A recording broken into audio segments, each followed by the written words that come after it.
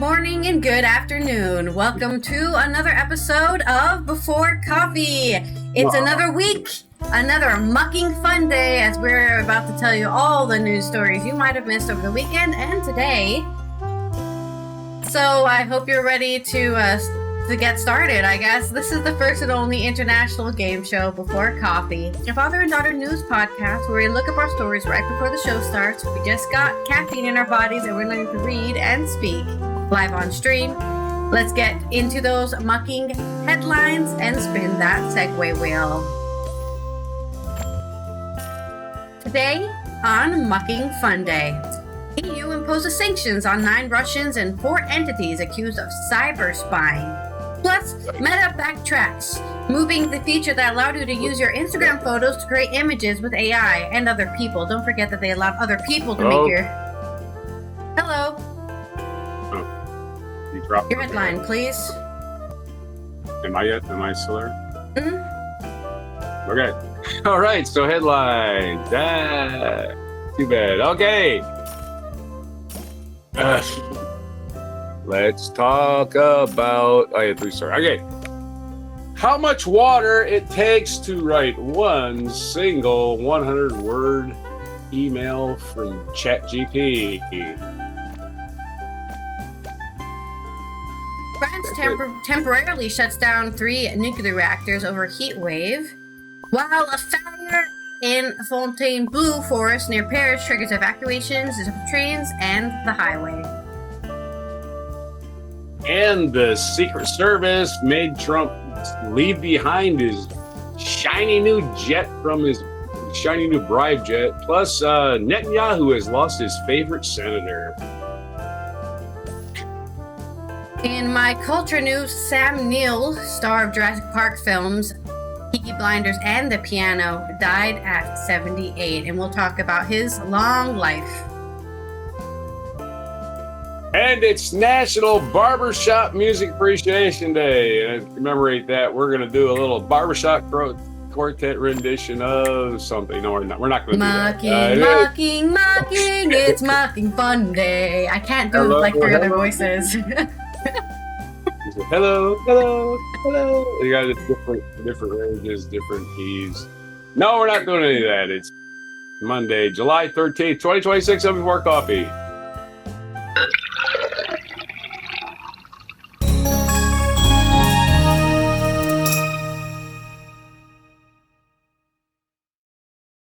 Barbershop quartet, one of you must have the shaving cream on your face as you're singing. So. Oh, is that... I don't have a cane or anything, you know, to swirl around my finger or whatever. I feel like they're always doing that. And I need a pinstripe suit and a hat. Yeah. Straight razor in one hand, like you're gonna do violence or something. I need to grow a beard as well. I feel like they all have beards, or maybe just one guy has a beard. Or maybe they're all clean shaven, actually. You know, I don't remember the last time a man cut my hair. I don't remember. I know it's happened. It happened in the Marine Corps a lot, but. Yeah. What a random thing to say. No, I'm just thinking about it. I don't remember the last time a man cut my hair. My dad did it a couple of times, which was a disaster. I think that's why they're a piece of messing. I read a short thing about how like the barber shop is supposed to be like one of those man spaces, I guess. That's a black thing. Yeah, because you know, unfortunately, black people tend to have not have father figures, so they have to go to the barber shop. Whatever the reason we want to get into, I don't want to. No, that's what the article was about. That was the article was about. The article was saying because sadly, it just tends to happen that way. I'm not saying it's good or that it's factual. It just tends to happen. They have to go to a third space for brotherly love. That's one of the bad things going to the barbershop. Because I had to have the fade explained to me. I don't know what a fade is, right? I had to have, I think you're 30, 40 years ago, I had to have the fade explained to me. Yeah. Oh, that's just the same as a Marine Corps haircut, by the way. It's Marine Corps regulation is a fade. I think it's a bit different because of the hair texture. But our first segue is a hypothetical. there's a regulation on the length. Hypothetical, I got you. Well, don't be hustling me along. I was telling me a whimsical story about the Marine Corps. Whimsical. That's my word for the week. Our first story is coming out of the EU, who has imposed new sanctions on 9 Russians and 4 entities accused of cyber spying. This on AP, coming out of Brussels. The European Union on Monday imposed sanctions on Russian military intelligence officers, hackers, and private companies, denouncing what it called a years-long cyber espionage campaign to undermine the bloc. The move targeted 9 people and 4 entities accused of links to an online spy network that the EU said has targeted governments and carried out sabotage operations against critical infrastructure, like heating and power plants in 2010. That's convenient. The European Council said in a statement that those targeted contribute to Russia's efforts to destabilize the EU, its member states, and international partners. The espionage and attacks have taken place in at least 9 countries. The names of the individuals and entities, which usually are companies, government agencies, banks, or other organizations, were not listed on the statement. It said France, Germany, Poland, Cyprus, the Netherlands, Austria, Slovakia, Romania, and Finland, among others, have been targeted by these organizations. The French Foreign Minister, Jean-Noël Barrot, said that France intends to summon the Russian ambassador in the coming days. He told French BFM television that the aim of the cyber activities is either to capture the information or sabotage the operation, for example, of railway infrastructure, as it was in the case in Poland. The EU focused its measures on the 16th Center of Russian Federal Security Service, or FSB. It said the FSB has been controlling a variety of cyber threats groups and said it has conducted a wide range of malicious cyber activities with growing severity. Some countries have accused Russia of using cyber attacks and propaganda to interfere with elections. I even think some people even found them guilty of doing such things, but in April, Sweden said Wednesday. That's a confusing sentence. Sweden has said previously that a pro-Russian group with links to Russian security and intelligence service was behind a cyber attack on a heating plant last year. The announcement followed warnings from officials in Poland, Norway, Denmark, and Latvia that Russia is attacking critical infrastructure across Europe. One negative thing about going digital, you can just hack their network and say, turn off power plant. Off button. Oh no! Oh, that's good. I think when it comes to infrastructure like that, you need to have that really big, like switch that you have to move with 3 people in order to turn off and on. Yeah. I know that's not real, but like to think of like a huge switch you have to move to actually turn off the power plant. You have to jump on it. They're probably doing stuff like changing allocation or whatever, and then it would like short circuit or break down. Like, oh, we don't have enough power to do that. That's something you could probably easily hack. But anyways, that's my story, my first story. I don't know if you came with a hypothetical about Russian hackers. Imagine somebody actually doing something. I guess it's a sarcastic hypothetical. Imagine somebody actually doing something about this cyber crime that's been going on for, I don't know, 15 years or something. Yeah, it's ridiculous. They said since at least the 2010s. So, and they're going to throw some words at it. Oh boy, okay. Well, they're taking away their money. They put sanctions on them, I guess. So they no longer have money. The world is a fucking sewer.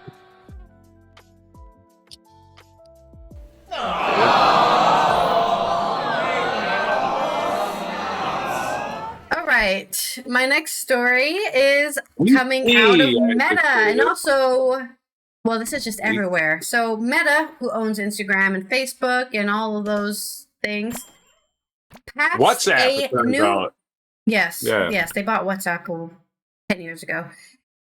They passed a new patch on their app, which allowed if you were a public account, right? So if you had a public Instagram account, people could use your photos to create images with AI. And they didn't think that would be bad at all because they're completely out of touch.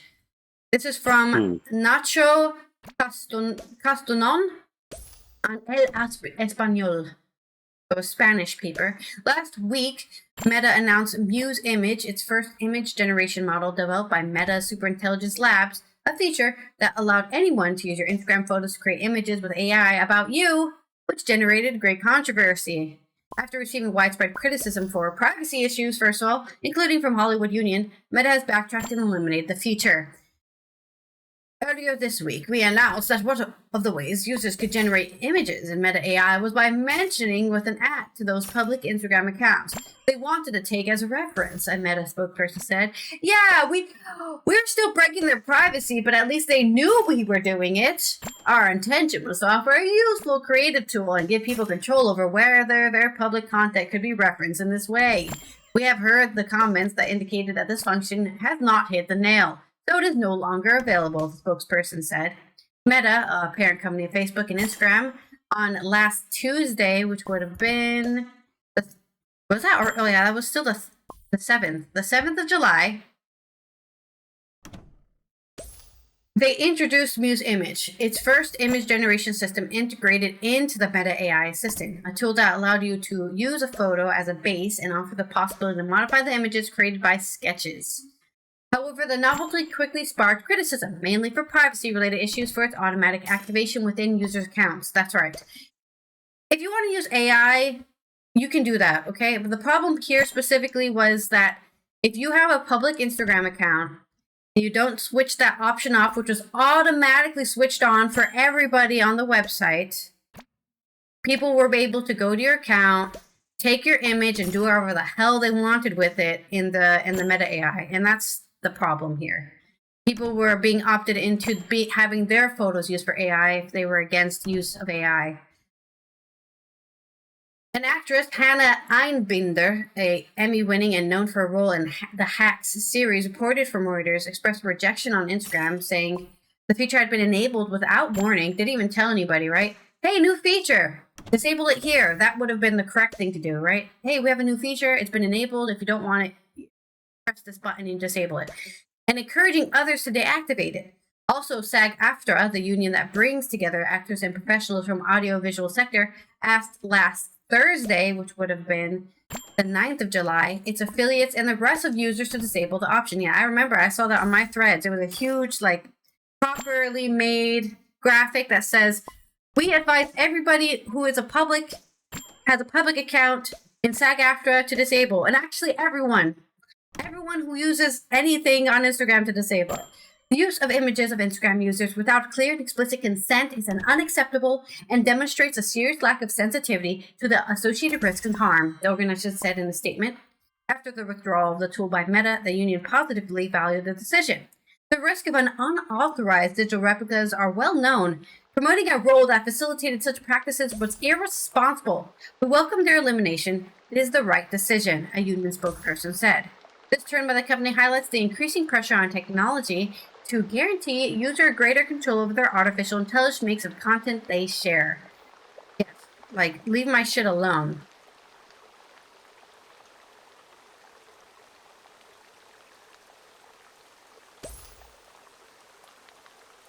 And then there's a comment here that I'm trying to read. About privacy, no. Who puts a public photo so that everyone sees it is not considered it private himself or herself when making it public. On the right to image, yes. In the photo, you can see anyone, for example, making the fool. But that's it. That's the level, in this example, of public nonsense. But that cannot be modified, neither to make it appear, for example, even more silly, or so that it even appears differently. Yeah, so that was translated from Spanish because on a Spanish paper. But I think what they're saying, that comment saying, is kind of what I've already said, right? Okay, you put a photo out publicly on Instagram. People can see it, that's fine. But when people are like, I'm going to change it so it looks like, I don't know, you're doing something immoral. Gotcha! Haha, funny. Not very funny. Now I lost all my jobs because somebody released a picture of me that's not real. But that's my story. Ready for a hypothetical. Okay, hypothetically, if Mark Zuckerberg was an actual human being and not some programmed cyborg or whatever he is, perhaps we could get to the, real human depth and feeling of Facebook, but that's not going to happen. They don't care about you. They care about profits.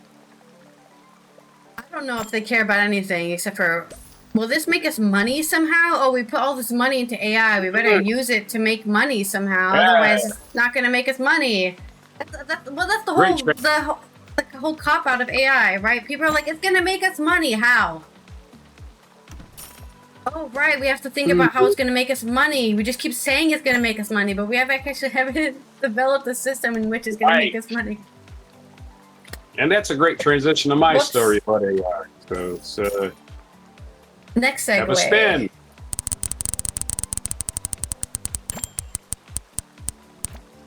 We've got a non sequitur. Okay, now. Take it away. Okay, writing a single 100-word email with ChatGPT consumes approximately the volume of a single standard bottle of water. I don't know what that means. 16.7 ounces, I guess. This is from ScienceBlog.com, who wrote a 100-word headline.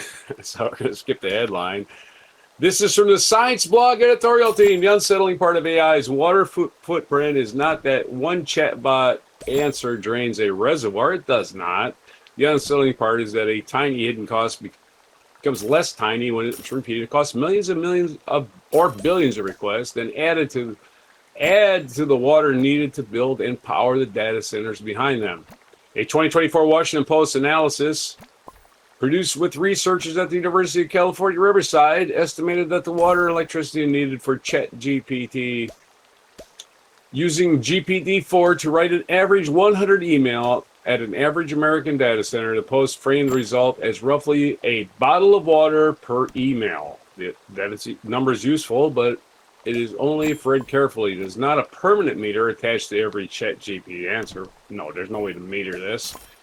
Let's be silly now. There's no way to meter how much water you use to cool a data center. Water use changes with the model, the data center, or local weather. The cooling system, the electric supply, and the accounting method. I'm sorry, there's a way to meter the water, but not a way to meter it per character or per email. That seems absurd. The cooling system, water use changes the model, the data center changes with the model, the data center, the local weather, the cooling system, the electrical supply, and the accounting method. The same prompt can have a very different footprint depending on where and when it is processed. The broader scientific work behind many of these estimates come from Peng-Fai Li, Zhang Yang, Mohammed A. Islam, and Sholai Ren. Their paper, Making AI Less Thirsty, was first posted to lowercase ar, uppercase X, IV in 2023, and later accepted by Communications of ACM. Okay. That's another thing I don't understand. It estimated that the models, such as GPT-3, could consume about 500 milliliters of water, or roughly 10 to 50 medium-length responses, depending on when it was deployed. That range matters. It's the difference between treating water use as a single universal fact and treating it as an infrastructure problem with the geography inside it. What counts as AI water use? Data centers use water in two main ways. The first is direct water use, often for cooling. Servers generate heat, and many facilities, evaporative cooling systems, use water to carry that heat away. Some of the water is consumed because it evaporates into the air. The second is indirect water use. Electricity generation can require water, especially in thermal power plants that use water for steam cycles or cooling. A data center that looks water efficient on site may still be tied to water use elsewhere through the grid that powers it. That's why the language in these studies is careful. Water withdrawal means water taken from a source, such as a river, aquifer, and municipal system. Water consumption usually means water removed from immediate use, often through evaporation. Both matter, but they are not the same number. Lee and colleagues projected that the global AI demand could account for 4.2 to 6.6 billion cubic meters of water withdrawn in 2024 under the scenarios they examined. No word to how many Empire State Buildings that is. In the abstract, they compared that range with a total annual withdrawal of several Denmarks. Okay. Or about half the United Kingdom. Oh my. Yes, all your water's gone. We used it for a data center. Sorry, Denmark. This is a model-based projection, not a measurement of AI systems today. It should not be read as destiny, but it gives a scale to a problem that is otherwise easy to hide inside a smooth service of a chat window. Public estimates of AI water use differ sharply. In 2025, a Google-authorized paper measuring the environmental impact of delivering AI at Google's scale reported that the median Gemini text apps use 0.24 watt hours of energy or 0.26 milliliters of water. Under Google's accounting framework, the author said that was equivalent to about 5 drops of water. Hey, we're better at Google, by golly. I think they're just boasting. That figure is far smaller than the bottle scale estimates cited by ChatGPT. Google's paper looked at serving Gemini text prompts inside Google's production infrastructure. Now, I talked to Gemini and asked him how much water he uses, and he said none. So maybe he's lying to me. He could 100%. Be lying. The Lee and Wren work tried to estimate the broader AI water footprint, including direct and off-site water use. The Washington Post calculation focused on GPT-4 producing a 100-word email. We have different parameters for different studies. Either way, we know that they waste water. This is a complete total waste of water. It's what it is. If we want to act like it's necessary, it really isn't. Most AI that's being used is just people fucking around. Let's be honest. That's why I use it. I'm not doing anything really important. I'm not splitting the atom. Well, it's already been done, but either way, let's have a non sequitur about ChatGPT, GPT, and then just AI in general, or just a general. Let's have a general. Okay. Well, something that happened to me last week, which was funny, is that I got in an argument with vegans about the environment, and you know how almond farms use a lot of water. Oh, yeah. And they said, yeah, well, AI uses way more water. I'm like, okay, but almond farms still use a lot of water. So they tried to subtract from my point by bringing up another point that had nothing to do with what I was talking about. Yeah. Yep, exactly. There you go. Yeah. Like, that's cool. You can still criticize things for being bad. It doesn't have to be the worst thing happening. It can be like the third or fourth worst thing happening. And still criticize. A shower waste. Yeah. A 20-minute shower instead of a 10-minute shower wastes twice as much water. I actually did talk about it in somebody else's, when I was talking about this. I talked about it in somebody else's chat, and they were like, oh yeah, well, beef farms use a lot of water. Like, animals use a lot of water, including humans, which I consider animals. We use a lot of water. Beef farms, yeah, that's true. We all use too much water. Beef farms use too much water. Humans use too much water. Sheep use too much. Everyone's using too much water. Okay. We're all using too much water. No doubt about it. I use too much water, right? Oh shit! I left the sprinkler on too long. Having one bad thing does not cancel out the other bad thing. Yeah, exactly. Having two bad things makes it twice as worse. Yeah. So if you're an environmentalist and a vegan, I don't know, you try to argue that those things don't exist. I have no problem with people growing almonds. I have no problem with people using water for almonds. What I have a problem with is taxpayers subsidizing that water. Yeah, It's everybody's water, not just theirs, and they get first crack at it. And not only that, they get subsidized for it. Bullshit. That's bullshit. It's complete bullshit. It's engineering an economy that shouldn't exist. We shouldn't have an almond-based economy. It's nonsense. It uses too much water. Period. There's other ways. What I was specifically saying is, like, it's really messed up that almond farmers can steal water. They export it. You don't even get those almonds. They bring your entire community out of water. Yeah, and then you don't even get to eat any of it or anything. We grow enough food for the world. We don't grow enough food to feed the world, but we starve our own citizens because we grow crops just for export, which is. Regional-based farming is the way to go, everybody. Get it started now. Don't wait. Oh, wait, you have another story? No, that was your only story? No, that was my only long story. Yeah, it went on too long. Let's roll our next segue. For my French section here, we're going to talk about France. Let's talk. Yet again, I don't hate vegans. I don't have anything against vegans. Be as I vegan as you support want vegans to. and their veganism. Have an Okay. argument. Yeah. Have an argument. Don't just almond milk is better for the environment. It ain't. It's just true. I'm not That's a vegan, fact, but I support vegans. Okay. Our next story is our next segue is a limerick. Limerick. Oh Hope you no! got your pencil out or whatever. This story is coming out of Paris, where forest is on fire. I'll try to read the story as slow as possible because both of these stories are really short. This is via AP Newswire on The Independent. Wow.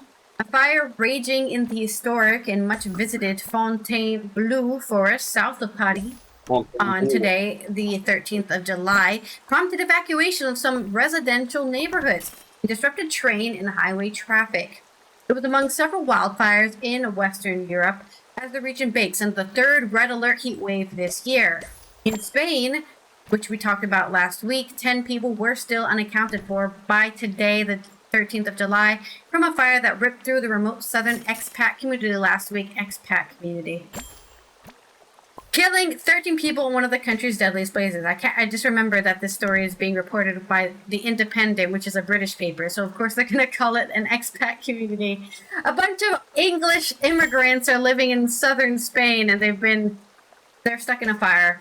The Fontainebleau forest fire is unusual for its proximity to the French capital, about 70 kilometers or 42 miles away. The region hosts the Fontainebleau Chateau, favored by Napoleon, and is popular with visitors from Paris and beyond. 2 water-dumping planes were deployed over the area, along with the hundreds of firefighters. Regional Fire Service spokesperson Paul Lorraine told public broadcaster France Info. Trains to and from the bustling Gare de Lyon train station were disrupted late Sunday, the 12th of July. But we're returning to normal by this morning.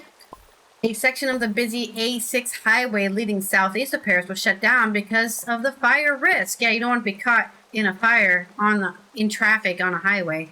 Large fires in southern France have already scorched thousands of hectares since last week, disrupting the Tour de France cycling race and stretching firefighting resources. France is experiencing the peak of its third heat wave of the summer, with temperatures surpassing 40 degrees Celsius, which is 104 degrees Fahrenheit, which yet again is not a normal temperature for France. It might be a normal temperature for Texas or Arizona. It's not a normal temperature for France, okay? They have too many trees that catch on fire in these places. You know, whereas Nevada, for example, is a giant flat plain of desert, right? So if it gets that hot, there's nothing to really catch on fire. That's the difference.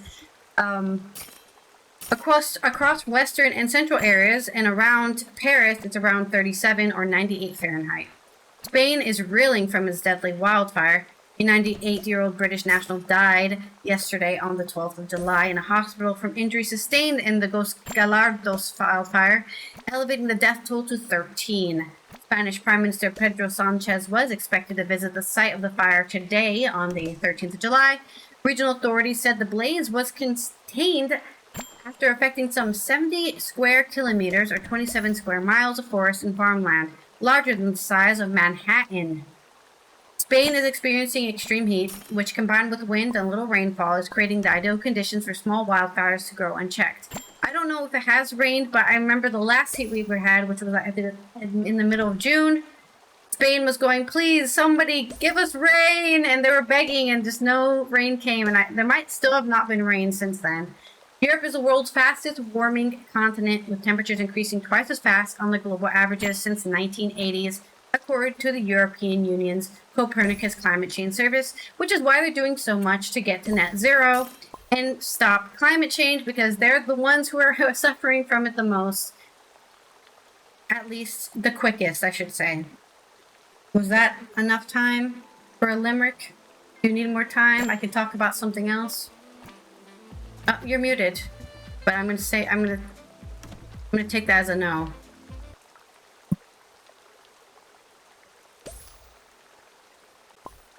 So I don't know why we've talked about so much about this. You're really. It was a short story. A little bit slower. Yeah, there's not. really much else to say. Oh. Yeah, there's not really more to talk about this story. I can't hear words when I'm trying to write. Sorry, I have to make noise so I don't want to hear you. I have to block out what I'm trying to write here. They said there was more fires around Europe, but I can't see where. Mostly they've just been talking about Spain and France. And yeah, I don't know if there's been any fires anywhere else. Yeah, they say many Western and South European fires, but then they don't actually say any of the other ones that are happening. Limerick, are we continuing the story? I'm ready for your limerick. Oh, all right, because I had started it. Okay. France did the semis in this football thing. The Tour de France is in full swing. But a Spain-France game... what? Let's do this again. Let's do it again. I hate reading things and I can't get them right. France is in... okay. France is in the semis for the football thing. The Tour de France is in full swing. A Spain-France game? When what it really needs is rain to diminish what climate change brings. There you go. Let's have the past tense of bring. It brings. Thank you for the polite applause. Thank you for the polite applause from that horrible lyric. Hey, he did it, and that's all that matters. I mean, the wheels are turning. I have another story. This is coming out of France again, and we're going to talk about temporary shutting down of nuclear reactors because of the heat wave. So France's main, this is on France 24, France's main energy provider yesterday on the 12th of July said 3 nuclear reactors had been temporarily shut down and 8 others were operating at reduced power due to the heat wave sweeping France. Get them air conditioners stat! Due to the weather conditions, to comply with regulations on cooling water discharges and thus to protect the environment. Reactors at the Goal-Fetch, Bouguet, Chus plants located on the banks of the Garonne, Rhone, and Meuse rivers respectively have been shut down. EDF Energy Group told AFP. The measure is an environmental protection requirement to avoid discharging too much hot water into rivers already warming from the heat wave.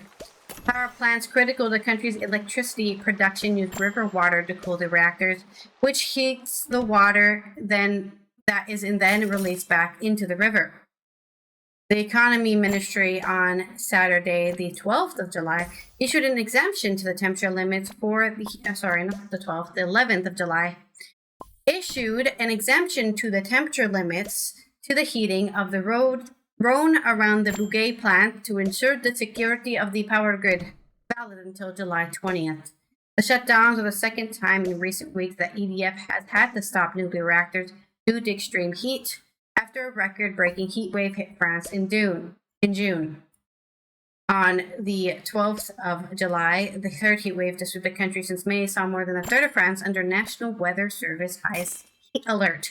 More than 25 million people were baking in temperatures that forecasters said could reach up to 41 Celsius, according to AFP tally based on population data. The heat wave has forced tourist hotspots to shutter early, event cancellations, and shortened the stage on the Tour de France. We also just talked about the wildfires.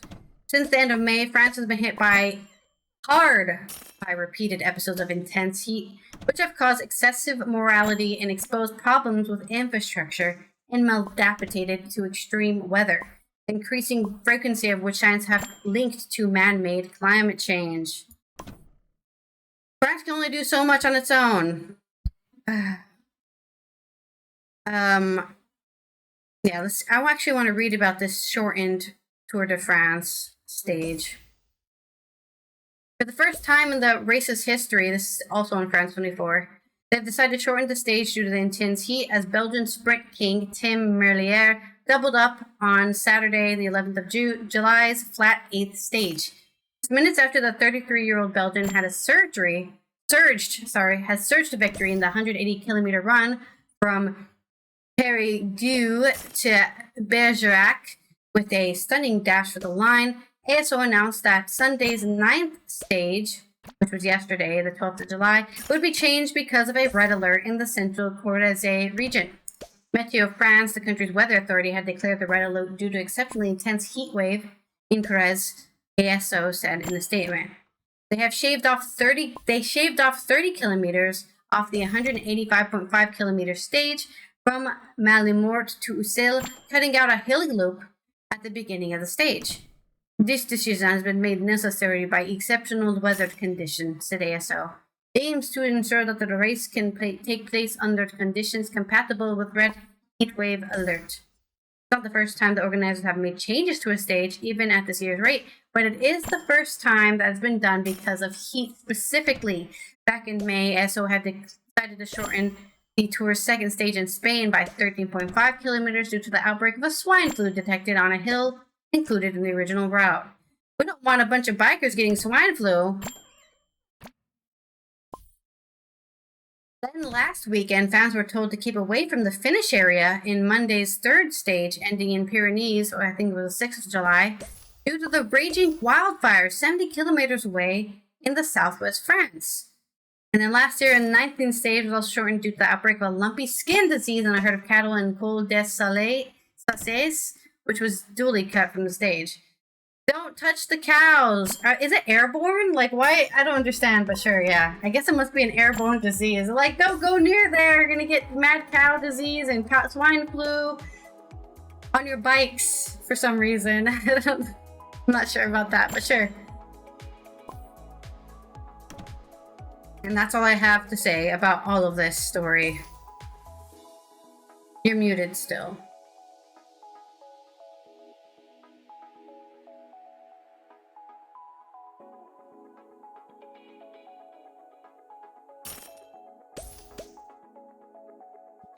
We just banned limericks on Monday. Can we just do that?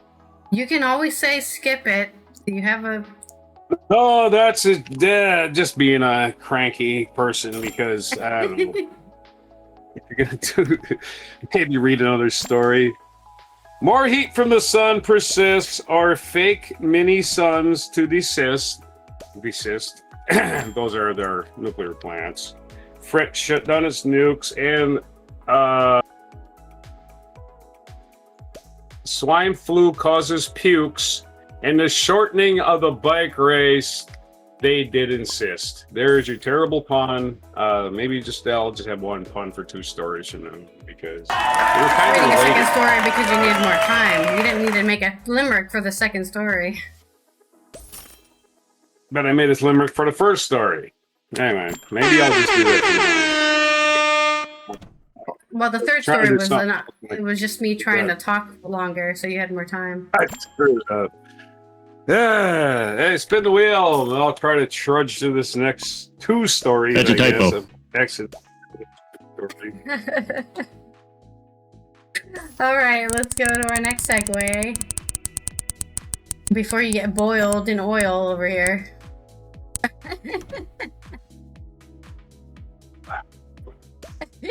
Associate. I'm not having a good time. I'm glad you're laughing because I'm not having a good time. What did we get? Associate. Oh, yeah, you don't even have to think. Awesome.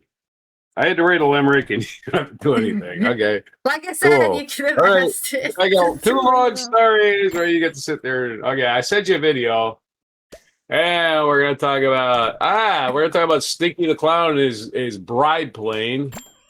First, Secret Service urged Trump to depart Turkey on old Air Force One as security precaution. Sources say you can't just get in a plane. This is from ABC News. Rachel Scott, Catherine Falder, Shannon Kingston, Luke Bart, Sam Sweeney. Sam Sweeney, that's his name. 5 people wrote this article. I guess they just wanted to spread it out so none of them get yelled at or something. They're just whatever. 5 people to write this story. Really, ABC? This is why AI exists, by the way. Why does it take 5 of you? The Secret Service urged President Stinky to fly out of Turkey in the old Air Force One instead of the newly retrofitted Qatari gifted plane out of an abundance of caution amid the escalation with Iran, multiple sources from the plans told ABC News. In other words, Iran can blow Qatari stuff out of the air probably anytime they want to, because it doesn't have security measures that they require for Air Force One. The Qatari gifted plane left a NATO summit in Turkey earlier in the day for Millenhall Air Force Base in England and moved Stinky claimed Wednesday mornings for members of the military to tour the aircraft. That's just absolute fucking nonsense. While Stinky has said that the change in plane had nothing to do with security concerns, he also asked by reporters if security concerns caused a change in flight plans that he's number one on the kill list for Iran. Go Iran. That's all I got to say for that. Not just Iran, I think, but nobody else is going to publish their kill list, I think, right now. Will we retaliate for them killing the president? Not this one. Not this one. You have them. The change Maybe in plans somebody was will, but not me. Yeah. Hey, we might retaliate for a president other than this one, but not this one. I won't worry about it. I'd be, oh shit, it fell out of the air. Damn it. Poor people that were flying on the plane that when it went down. That's poor people. Sorry for them. The change in plans was not prompted by a specific threat, by influence, part by differences in the plane's security capabilities, U.S. officials told ABC News. Mike Centrella, the Secret Service former head of field operations, said the law enforcement agency simply doesn't take chances when it comes to the president's safety, whether at home or abroad, unless we're staging a fake assassination. Then we'll take all kinds of chances. Presidential travel is incredibly complex, and every movement of potential risk is carefully considered. Maybe he'd just lock himself in a basement and hide for the rest of us and never come out again. That's what he should do. He got to be really scared. The mindset is always the same: to plan for what you know, prepare for what you don't, and make sure you're ready for the unexpected. So again, Stinky is a liar. We're going to even quote him on anything. He lies constantly. So why quote him? I have no idea. There's a quickie on the plane.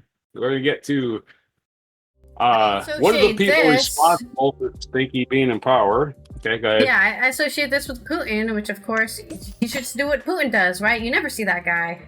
He's always hiding. He's always going, oh, somebody might kill me. I can't meet Zelensky because he might murder me. He might just tackle me right in the room. Right. That's how scared Putin is of being assassinated. He thinks another world leader will just, I don't know, shoot him point blank in the face. He's so scared. Yeah. Yeah. I can't beat Zelensky. He'll shoot me in the face. I'm so scared. Picture 100 Putin body doubles. All right. Hello, Nico. Good morning. Welcome. Thank you for your perfectly round acorn. And we're going to get on to a disgraced senator who's totally sold his own intellect to a fascist named Donald Trump. Lindsey Graham has died. Lindsey Graham, one of Israel's strongest U.S. Senate allies, died at 71. This is from Al Jazeera. We want to go right to Al Jazeera for this story because they're going to shade it as what he was, which was a sycophant for Netanyahu. Lindsey Graham, a prominent Republican senator of the United States and a key ally of Stinky the Clown, has died at the age of 71. Graham passed away Saturday evening after brief and sudden illness. Brief and sudden illnesses don't happen. You die suddenly. You don't. Sudden illness. Heart attack is what happened. The communications was Norm Macdonald. Why are people afraid of North Korea? Why are people afraid of criminals? Your own heart will kill you. Everybody dies from heart attacks, right? Your heart attacks you. Heart disease is still the number one killer in the entire globe. 100%. So, yeah. And of course, that joke continues like, well, your dad's in a better place now. Well, I don't know. He was sleeping on the bed. And now he's on the floor dead. I don't think that's a better place. Anyway, he was sleeping soundly, snoring. Next thing you know, he's dead. That's not a better place. Graham passed away on Saturday evening after a brief and sudden illness. To replete that lie. Senator Graham's family appreciates prayers at this time. As for privacy, there's an incredibly difficult period. What family? Please burn in hell. Please, God, let this man burn in hell. That's all my prayers for him. Apparently, he only had a sister. His parents, I guess, died at the same time, and he had to raise his sister. No, don't Maybe forget about his fake fiance in Canada. Yeah, and yeah, his fake girlfriend. Oh, she's totally real. She's a model. Graham was elected to the U.S. Senate in 2002. Don't forget, before that, he was in the House of Representatives, wagging his finger at Bill Clinton. Bill Clinton had sex with a woman, which is something Lindsey Graham would never do. Was reelected in 2008, 2014, 2020. In 1994, he served the U.S. House of Representatives. He was one of the House impeachment managers for Bill Clinton, where he said, "Oh my God, the worst thing you could possibly do in the entire world is have sex." He served with a woman specifically. South Carolina's Turkish Directional District. He originally served as chairman of the Senate Budget Committee. Graham's almost served on the Senate Committee on Appropriation, the Senate Judiciary Committee, Senate Committee on Environment. Oh boy, let's put Lindsey Graham in charge of it. Oh yeah, pollute the shit out of it, boys. That's what his make more guns, pollute everything. Exactly, yeah, let's go. Woo, war. Let's start a war. He was a strong supporter of 2003 U.S. invasion of Iraq because he never met a war he didn't like, and a long push for military action against Iran. And of course, he was best friends with John McCain, who he turned his back on immediately when it became time to support Trump. He just turned his back. Oh, in fact, he's a fight with Joe Biden. Also turned his back on Joe Biden. Yep. Lindsey Graham is not a friend. He's a pilot. Well, he's not anything anymore. He's a corpse. Graham has consistently pushed for outcomes on war, on terror that protect our long-term national interests. Read his website. Yeah, whatever. Long-term national interests. Exactly. What was our long-term national interest in Iraq? Oil money. We had to, extracting natural resources to make billionaires richer. Israel's defense ministry. An entire country in the Middle East, so we have a place in the Middle East. Yeah, that's what his policy was. Israel's defense ministry, between tears on Sunday morning, said it was saddened by the death of Graham. We got no friends no more. He stood with Israel in the most difficult time. What difficult time was that? In 2016, he ran for Republican nomination, but dropped out before the primaries began. Having been outspoken critic of Stinky, he later got blackmailed in becoming one of his staunchest allies. Before entering politics, Graham served more than 6 years as an Air Force lawyer. That's right, he was in the military, although it was the Air Force. Let's, again, it's like the lower, they're in there, They send their officers to the field and they stay home. But he was a lawyer in the Air Force. It's really, it's kind of sort of like being in the military. Nowhere near combat, yeah. He retired at the rank of colonel. You get to be colonel just by going to law school. Hear that, folks? There you go. So Lindsey Graham, and we're going to do a quick story on what's happening to his seat. That's the most damn important thing. Is the Republicans going to keep that seat? I don't know, man. Lindsey's been a beggar. And now they got some unknown running in his seat, I imagine. Let's talk about it from AP News. South Carolina's next step to replace Graham after senator's death. Meg Kennard. The death of Miss Lindsey Graham, who was running for a fifth term, when he passed away over the weekend, began a tumultuous new chapter in South Carolina politics during a year that had already been full of upheaval.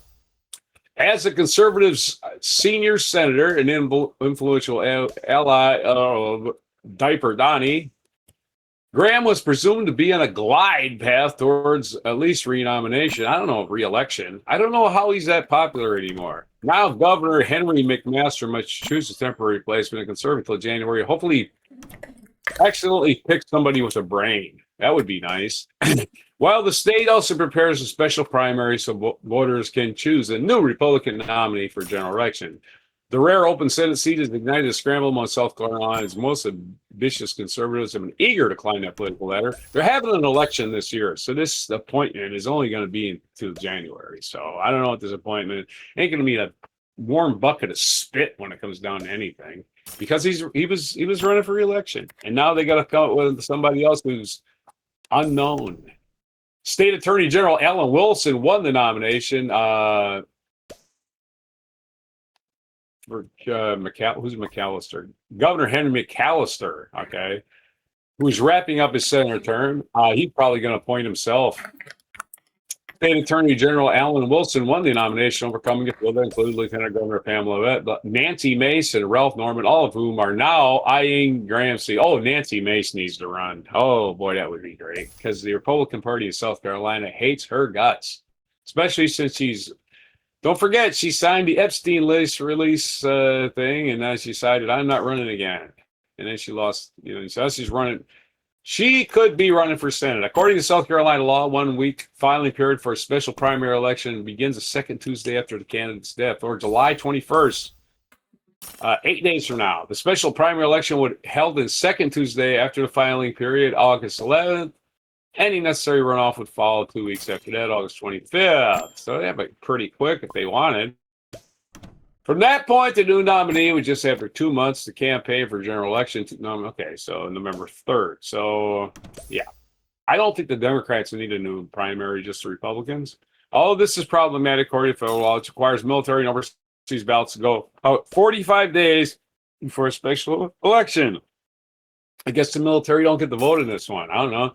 Graham died on Saturday night. We already know that. And hours after Graham's death was announced, South Carolina's Republican circles are already swirling with rumors about possible replacements. Given the proximity of November's election, it's likely that whomever McMaster appoints could be a top contender for a special primary. Though it's possible McMaster's choice will only serve as a temporary caretaker. Not a great article. Let's talk about who's the Democrat. How does Graham's death affect the general election? No Democrat has won a Senate seat in South Carolina in decades, and Republicans in recent history typically take statewide seats by double digits. When he last ran in 20, Graham only won by 10 percentage point margin. I'm sorry, I don't know if these people understand what a 10 percentage point margin means. That's not a big victory. That's only 45 to 55. That's not a big victory. That means a 5 percentage point swing means to make it a tie. So just a 5 percentage point swing that would have been a tie. As in it wasn't big. Like, oh, he only won by this, so it wasn't very good. Maybe that's what they're saying. They're saying it in that way. 10 percentage point. Well, when he says in recent history they take statewide seats by double digits, 10 is barely double digits. Oh, okay, folks. Yeah, okay. So what I'm saying is, Lindsey Graham was in trouble. He was on TV begging. Jamie Harrison was a terrible candidate. Didn't get a lot of support. This is the year the Democrats need to get behind a Senate candidate in South Carolina. Stop fucking around. Oh, we're just going to lose. Maybe you won't.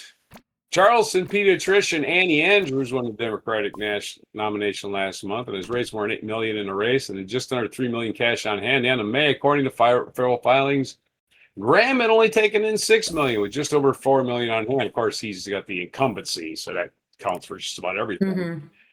In a statement Sunday, Andrews called on South Carolinians to join her, setting partisanship aside and offering gratitude to Graham for his service. Yeah, okay, just be nice to the dead guy. We don't care anymore. He's dead. Noting that he and Graham had a share of political disagreements, Harris wrote on social media that he always appreciated, given our fierce political battles, we can still share a conversation and laugh and mutual respect for South Carolina and institutions both really serve. South Carolina's other senators, Tim Scott, who's been on office since 2012, short by the state standards. Fritz Hollings served for 38 years, and Strom Thurmond was there 47. Strom Thurmond was 100 when he retired. Strom Thurmond was 100. Can somebody just pass a term limit, please? I don't care. Oh my God.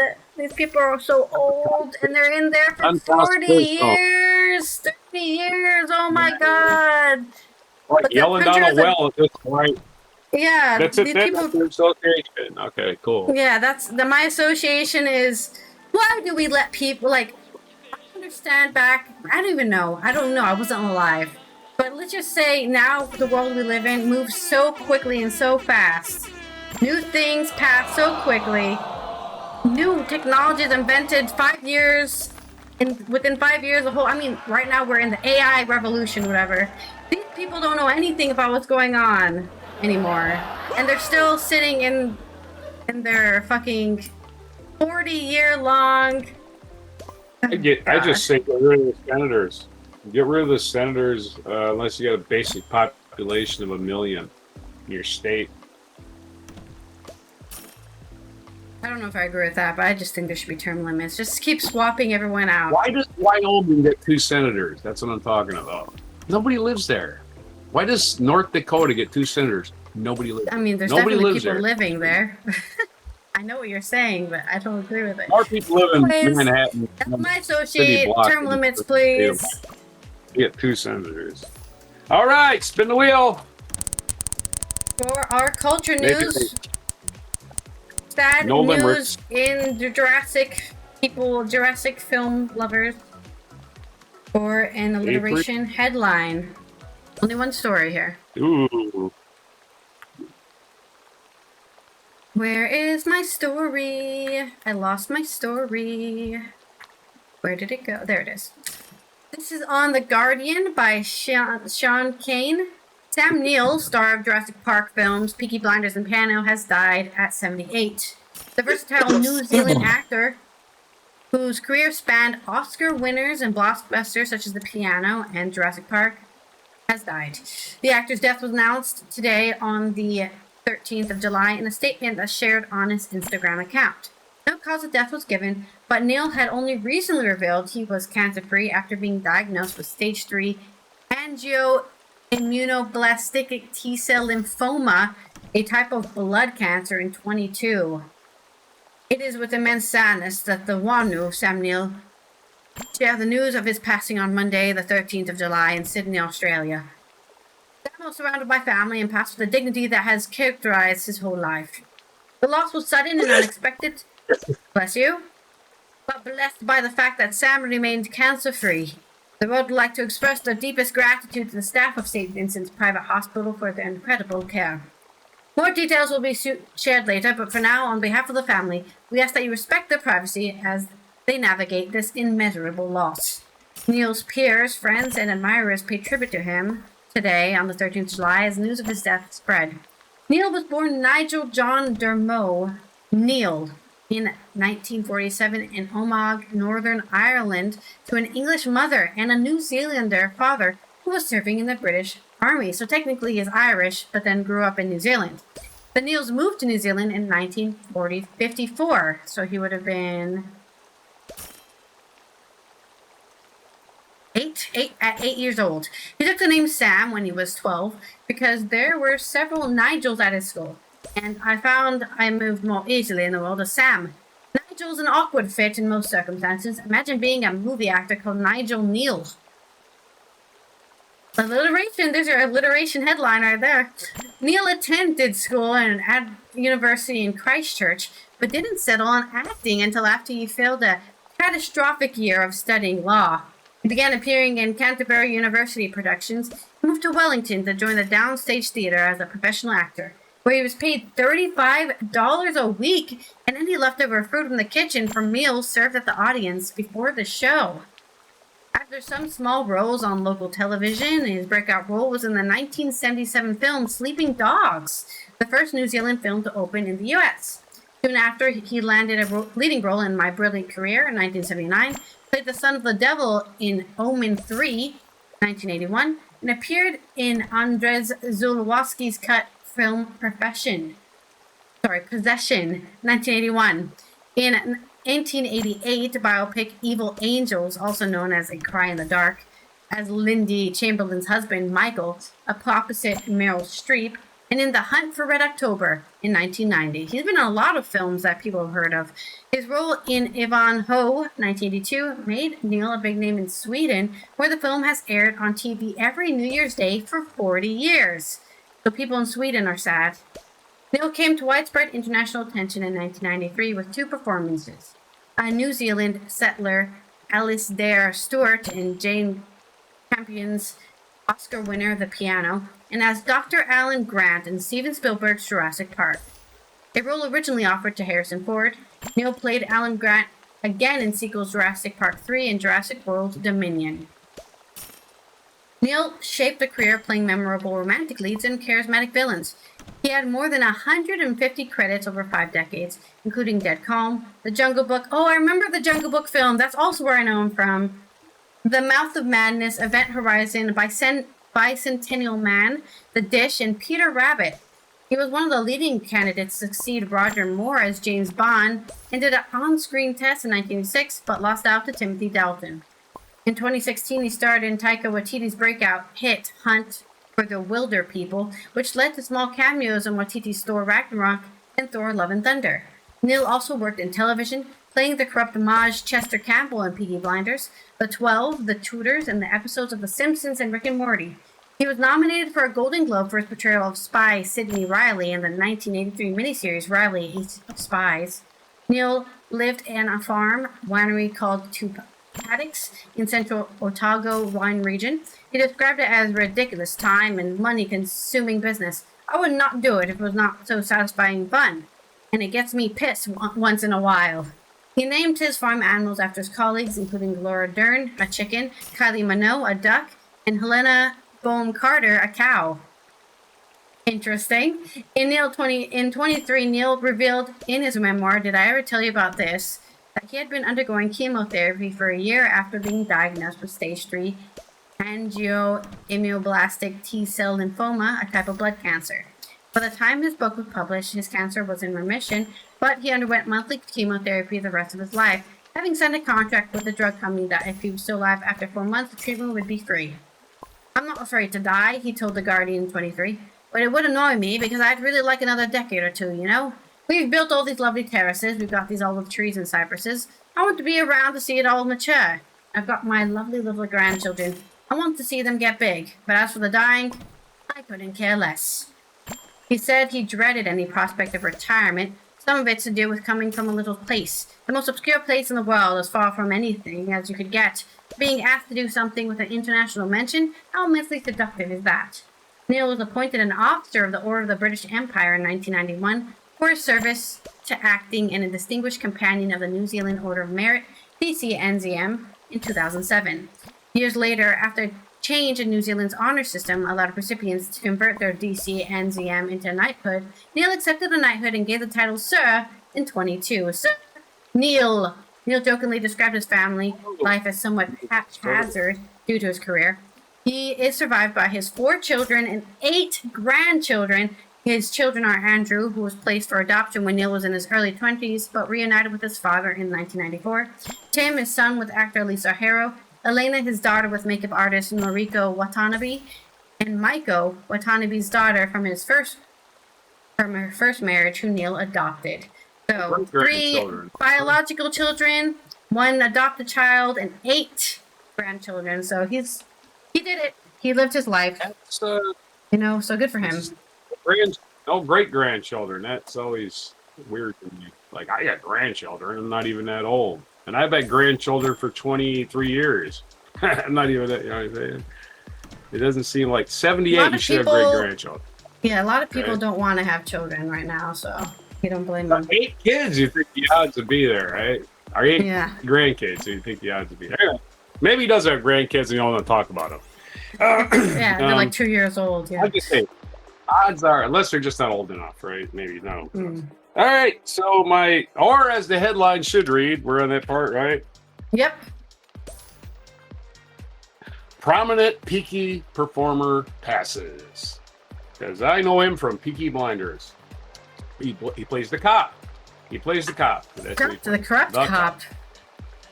Well, corrupt cop's kind of a misnomer. What do you want to call? No, it's redundant. Redundant. It's kind of redundant.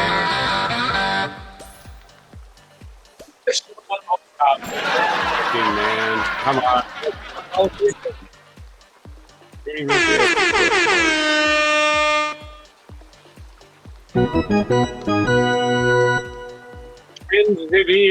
did send you a video.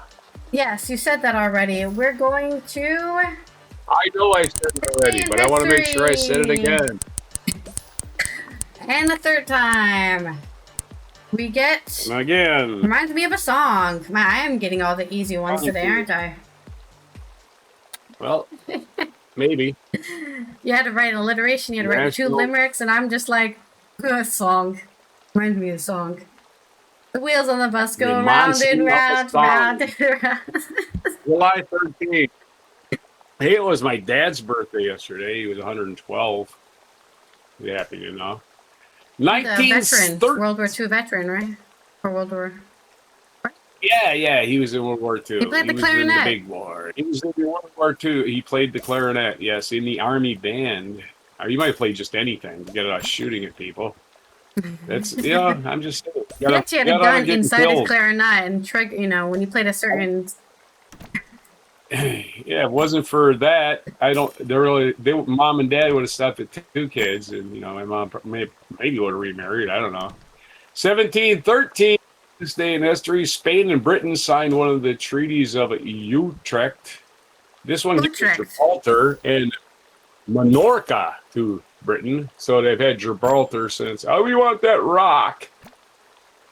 1793, Jean-Paul Marat, leader of the radical Montagnard faction during the French Revolution, was stabbed to death in his bath by Charlotte Corday, young Girondin supporter who was subsequently guillotined. Was it worth it, Charlotte? I don't think so. I think they made a movie about that. I think they were included in old Dickens book, but they were given different names. Tale of Two Cities. 1939, backed by trumpeter Henry James, American singer Frank Sinatra recorded his first single, From the Bottom of My Heart. 1939 is the day that Frank Sinatra became a heartthrob. 1942, American actor Harrison Ford, we're going to talk about Harrison Ford, was born on this day, 1942. Happy birthday to Harrison Ford, turning... What a coincidence. We're just talking about him in the story here.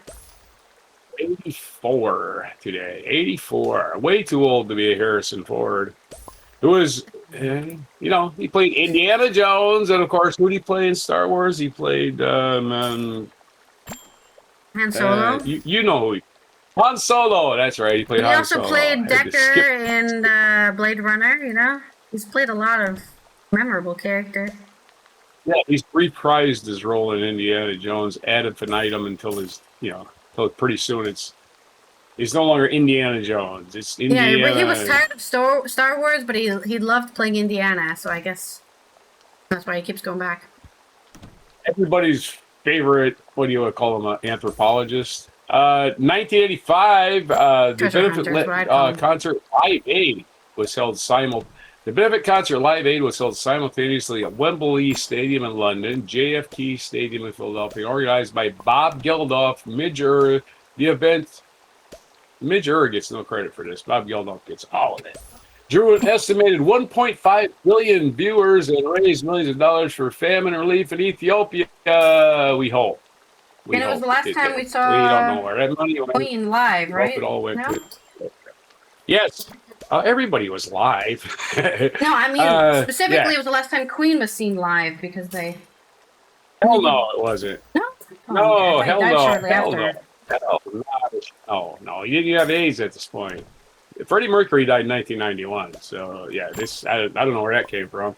One of those things that did happen... Together? I know it was famous for something. No, nothing of any kind was happening with Queen breaking up or any... I didn't say they broke up.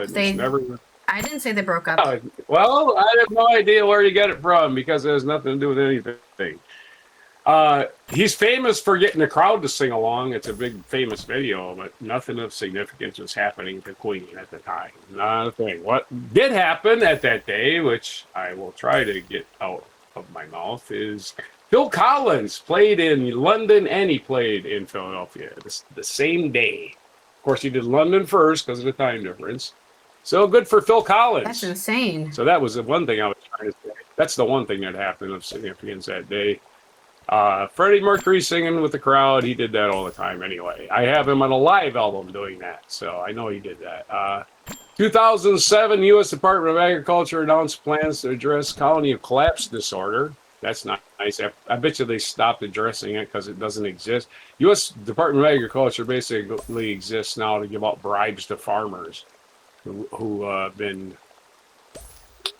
dispossessed by these ridiculous tariffs. Anyway, the U.S. Department of Agriculture announced plans to address colony collapse disorder, which had been first reported several months earlier, a disorder affecting honeybees that represents a serious threat to American agriculture. 2010, George Steinbrenner bought the farm. Not literally. This is the day he died at the age of 80. If you don't know who George Steinbrenner is, congratulations. You missed out. He was a big pile of crap. He was an owner of the Yankees whose idea of owning a baseball team was to fire the manager constantly. Fire the same manager, hire the same manager. He fired Billy Martin, I think, 6 or 7 times. Here's a hint, billionaires and rich guys and people that want to own teams, hire somebody to run the team that knows what they're doing. Don't get involved. You don't know what you're doing. You think you're smart. You're just rich. They're not substitutes for each other. They're not mutually exclusive either. They're just not the same thing. Stop meddling with your team. The Yankees won a few World Series in there, but that's only because you could buy the best players like Reggie Jackson, for instance. 2016, Theresa May, remember her?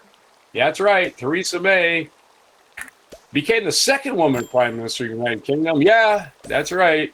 Margaret Thatcher did such a bang-up job. They said, no more women, no more. Anyway, she replaced David Cameron. Remember him? He was on for longer than a head of lettuce. Who resigned? And again, the third one was head of lettuce girl. We already forgot her name. Liz Truss. Who resigned after the country voted to leave the European Union. David Cameron said, fuck you, I'm out of here.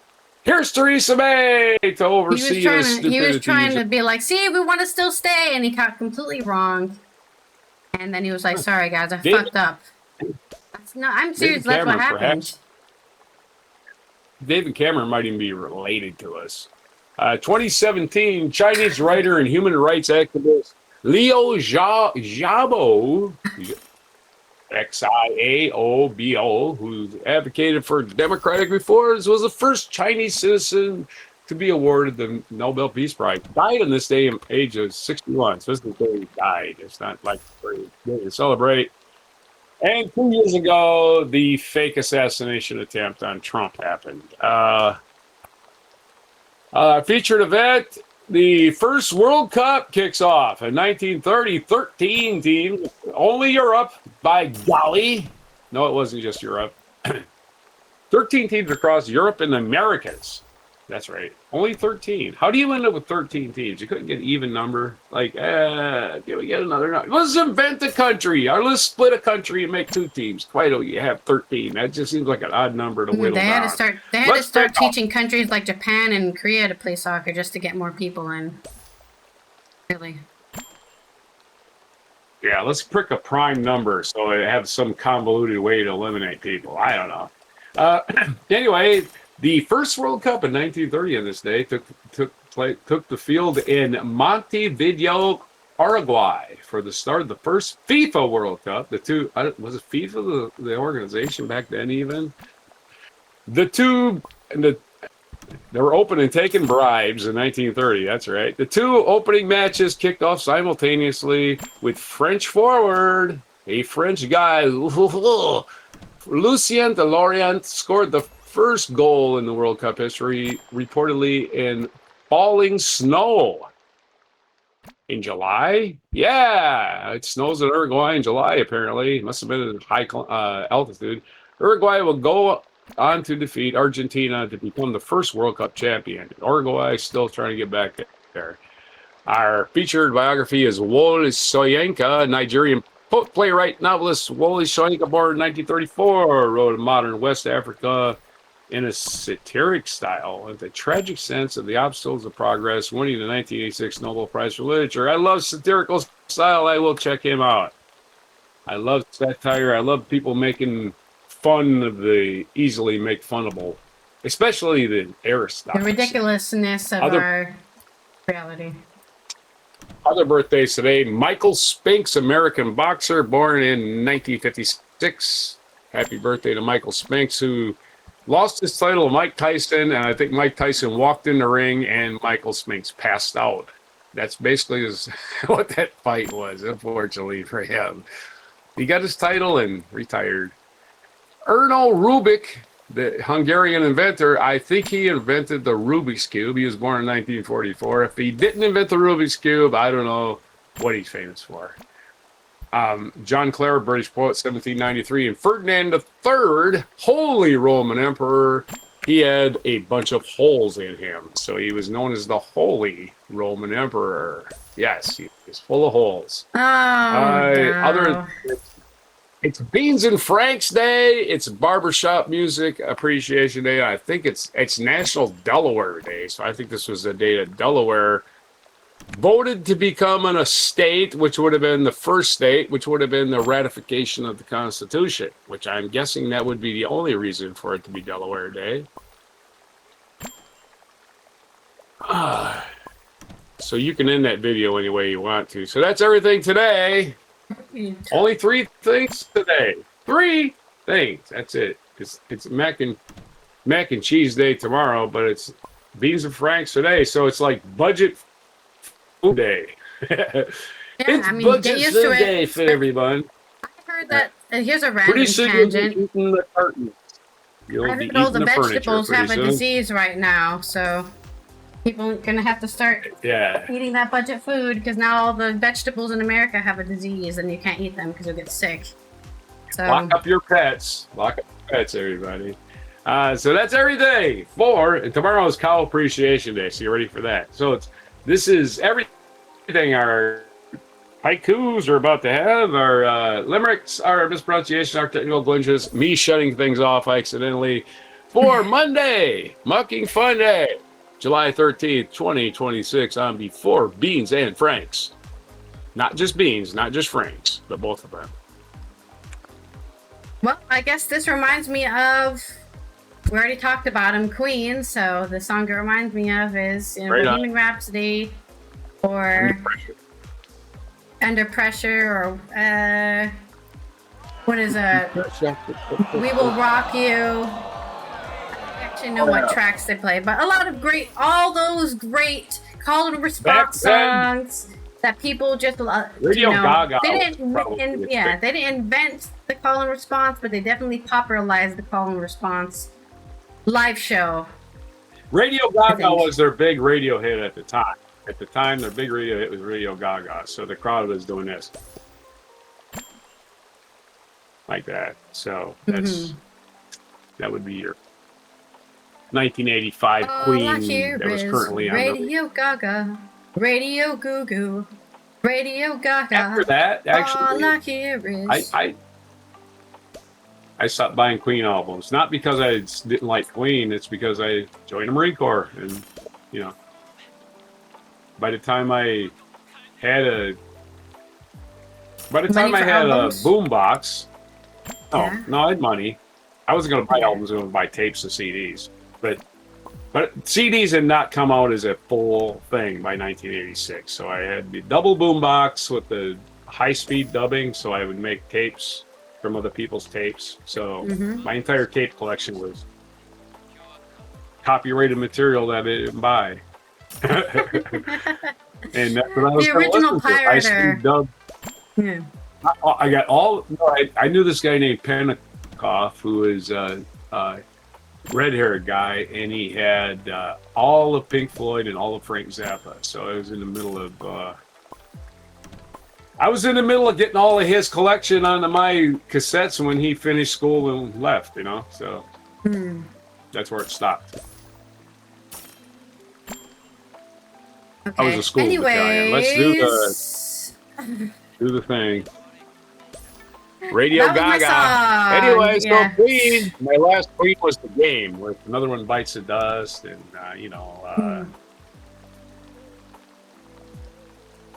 This has been Allison here from the Netherlands and Roger from the East Coast of the U.S. as we finish up a Mucking Fun Day. We will see you tomorrow for Good Tuesday News Day, which will have all the good news you need to know about so that you have hope in humanity again.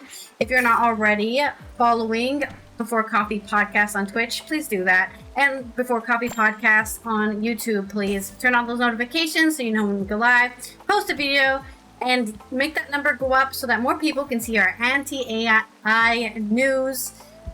Because we are not AI. We're real people telling you news stories with our bad opinions, okay? Thank you everyone on the Before Coffee supporters on Patreon for supporting the show and keeping the lights on. And here is our mic drop moment. And Senator Lindsey Graham, who is now supporting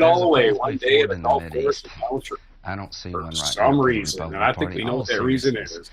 there are issues Blackmail, the and it country probably will involved deal with in underage the boys. future. How do you bring a broken and divided country Or together? at least Epstein being files, gay. man. He's At Answer to least the being problems in the gay. Mideast. Just- His foreign Sadly. policy is gibberish. It's got to be The worse than Mideast just is a being gay, mess. The right? Republican Party You is know? at I a think tipping for point him, here. that was We're going to the go worst down one thing. of two roads. That's all. The Trump road, which is the The destruction whispers of are always conservatism. there, We're going like to reevaluate. He was forever. he was an anti-gay politician who was gay. Ted Cruz and Like, John that would Kasich completely are destroy his, Overcompensation, it's but classic the Mideast homophobia. politics. I know we don't to think me being gay seem is a to be problem, less but of a mess for right now his than the Republican people who Party. voted That's him, saying they a hell do of think it's a lot. problem. Very, very And quickly we've at the end completely here. destroyed his. I mean, guy-